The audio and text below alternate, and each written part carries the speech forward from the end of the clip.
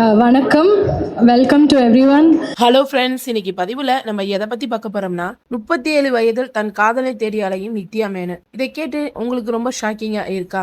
ஆமாங்க, நம்ம தமிழ், தெலுங்கு, மலையாளம் 3 மொழிகளிலும் ரசிகர்களின் மனதை கவர்ந்த நடிகை தான் நித்யா மேனன். இவர் தற்போது தலைவன் தலைவி பட ப்ரமோஷனில் ரொம்ப பிஸியாக இருக்கிறார். அந்த பேட்டியில திருமணம் குறித்து கேள்வி வந்த போது அவர் சொன்னது ரொம்பவே தன்னம்பிக்கையோடும் தெளிவோடும் நித்யா மேனன் இருக்கிறார் என்பது தெரிய வந்திருக்கு. ஒரு பெண் திருமணம் செய்யவில்லை என்றால் அவளை தோல்வி அடைந்தவளாவா பாக்குறீங்க.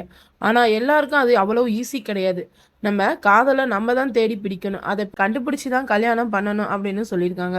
ஸோ நான் கல்யாணம் செய்துக்கிட்டா சந்தோஷம், செய்யலைன்னா அதை விட சந்தோஷம் இப்படின்னு சொல்லியிருக்காங்க. பட் அவர் காதல் தோல்வியில் முடிஞ்சிருக்கும், இல்லை ஒன் சைட் லவ் பண்ணியிருப்பாரு, அதனால தான் காதலை தேடி பிடிக்கணும் அப்படி சொல்கிறாங்க அப்படின்னு சில பேர் பேசிக்கிறாங்க. ஒரு சில பேர் அவங்களுக்கு பிடிச்ச மாதிரி ஒரு காதலை தேடிக்கொண்டு இருக்கிறாங்க அப்படின்னு சொல்லிக்கிட்டு இருக்காங்க. ஸோ ரெண்டில் எதுவாக இருந்தாலும் சரி, சீக்கிரமாக கல்யாணம் பண்ணிக்கங்க மேடம் அப்படின்னு சொல்லியிருக்காங்க.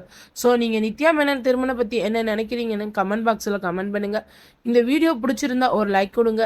நீங்கள் கொடுக்குற ஒவ்வொரு லைக்கும் எங்களுக்கு ஒரு மோட்டிவேஷனாக இருக்கும். இந்த மாதிரி சினிமா அப்டேட்டை தெரிஞ்சுக்கிற நம்ம தமிழ் இன்ஃபோ டால்கி சேனலை மறந்துடாமல் சப்ஸ்கிரைப் பண்ணிக்கோங்க.